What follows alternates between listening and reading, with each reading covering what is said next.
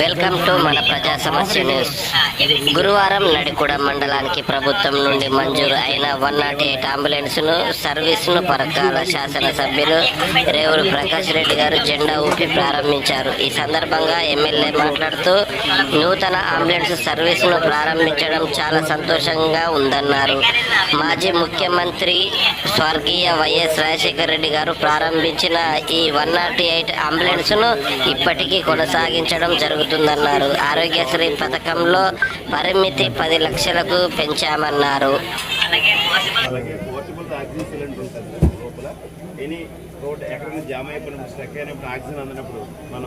ఈ portable cylinder oxygen అందిస్తూ record చేస్తాం.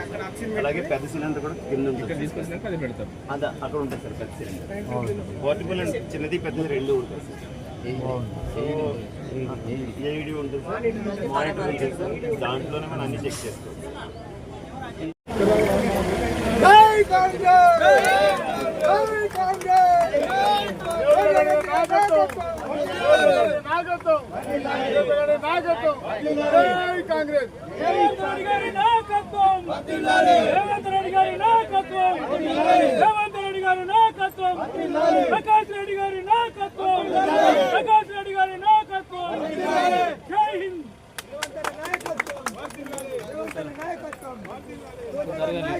ఉండేది వాళ్ళు కనుక వాళ్ళ ద్వారానే పై అధికారుల దృష్టికి వస్తుంటుంది, పై డాక్టర్ల దృష్టికి వస్తుంటుంది. వాళ్ళ చాలా వాళ్ళ ఒక కృషి మనము అభినందనీయమని చెప్పి తెలియజేసుకుంటూ,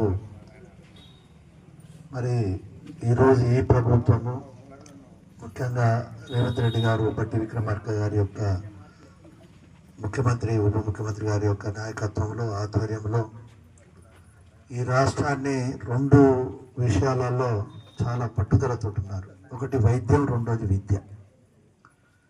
ఏ ప్రభుత్వంలో అయినా ప్రాథమిక బాధ్యత ఏంది అని అంటే వైద్యం, విద్య అనేది చాలా ప్రాథమికమైన బాధ్యత. ఇవాళ మనం చూస్తున్నాం చాలా కుటుంబాలలో కుటుంబం ఆర్థికంగా దెబ్బతింటుంది అంటే విద్యాపరమైన ఖర్చులు కావచ్చు, లేకుంటే ఆరోగ్యపరమైన ఖర్చుల వలన కావచ్చు. మిగిలిన వాటిల్లో పెద్ద ఇబ్బంది లేదు, తిండికి ఇబ్బంది లేదు, బట్టకి ఇబ్బంది లేదు. కానీ సరే బతుకు తెరుకు కూడా ఏదో ఒకటి కూలీ నాలో చేసుకుని బతకగలుగుతారు. కానీ ఈ రెండిట్లలో ఆ కుటుంబాలను విచ్ఛిన్నం చేసేసి ఒక రకంగా చాలా ఇబ్బందికరమైన పరిస్థితులు నెట్టేస్తున్నది. కనుకనే ఈ ప్రభుత్వం ఎన్నికలలో ఇచ్చిన వాగ్దానమే కాకుండా మరి గౌరవ ముఖ్యమంత్రి గారు పాదయాత్ర చేసిన సందర్భంలో కూడా ఒక రాబోయే రోజులలో కాంగ్రెస్ ప్రభుత్వం అధికారంలోకి తీసుకురండి, వైద్య విద్య విషయంలో మీకు అన్ని విధాల ప్రభుత్వము కావలసిన చర్యలు తీసుకుంటుందని కూడా చాలా స్పష్టంగా చెప్పిన విషయాన్ని దృష్టికి తీసుకొస్తున్నాను. అందరూ చూసిన మంచిగా నన్ను మీ పెద్దన్నగాను మీ తండ్రిగా నన్ను ఆదరిస్తున్నారు. మీ దగ్గరికి వచ్చిందంటే చిన్న చిన్న రోగాలు ఉండబోతాయి. నాకు ఎందుకంటే మీకు వస్తాను. వాళ్ళ ప్రభుత్వానికి కూడా ఉత్సాహం రావాలి అంటే మీరే చేసిన వాటిని గుర్తించి మీరు చేసిన సార్ అంటే ఇంకా ఉత్సాహంగా పనిచేయబోతుంది. అవునే కదా? లేకుంటే తిట్టుకుంటే కూర్చున్నారు. ఏ చేసినా వీళ్ళ గుడ్డవాదంతో ఇచ్చిన 6 గ్యారెంటీలను కూడా తొందరలో మేము నెరవేర్చాలి అనేది ప్రయత్నం ఉన్నది. ఎందుకంటే సహాయం ఇది కళ్యాణ లక్ష్మి వచ్చి లెక్కలతో సహా చెప్తున్నప్పుడు 16 కోట్ల చిల్లర ఇప్పటి వరకు అంటే 11 ఇప్పుడు పని చూస్తే దగ్గర 1,50,00,000 ప్రతి నెల ఇస్తున్నాం.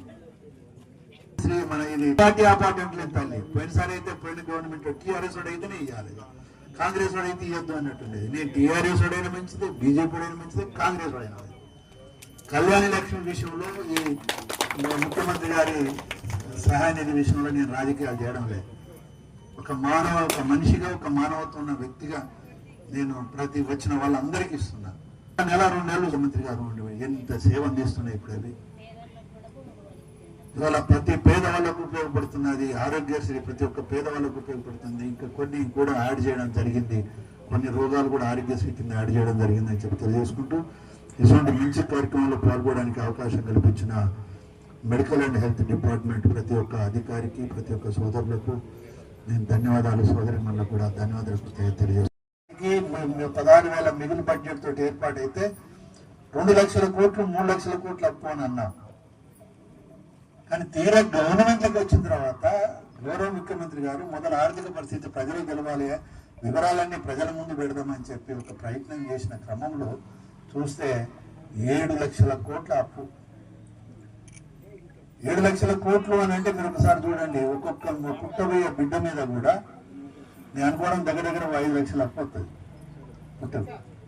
కోట్ల అప్పు చేస్తే ఇప్పుడు ఈ ప్రభుత్వము మీ అందరికి తెలవాలి తల్లులు, ఎందుకంటే మీదే ప్రభుత్వం ఇది కనుక మీకు మేము జవాబుదారులో మీకు చెప్పాలి. మేము వాళ్ళ నెలకు గంటికి 6,500 కోట్ల అప్పు కడుతున్నది ఈ ప్రభుత్వం. కూడా ఏం దొరకదంటారు చూసి నెల 15వ తారీఖు వస్తానా 20వ తారీఖు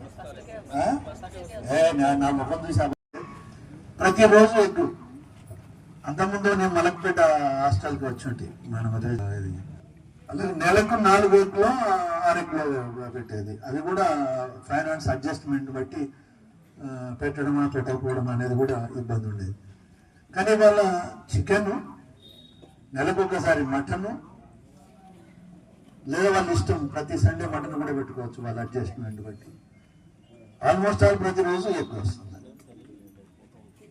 అంటే ఎంత ప్రాధాన్యత ఇస్తుంది ప్రభుత్వం. ఎందుకంటే మొదలు మీ తల్లులు మీరందరూ మీ పిల్లలు చాలా మంది మీరందరూ అర్థం చేసుకోవాలి. వాళ్ళ హాస్టల్లో మీ పిల్లలే ఉన్నారు. కడపండి తిండి దొరకడం కాకుండా ఆరోగ్యం బాగుంటుంది. ఒక బలమైన పోషకాలతో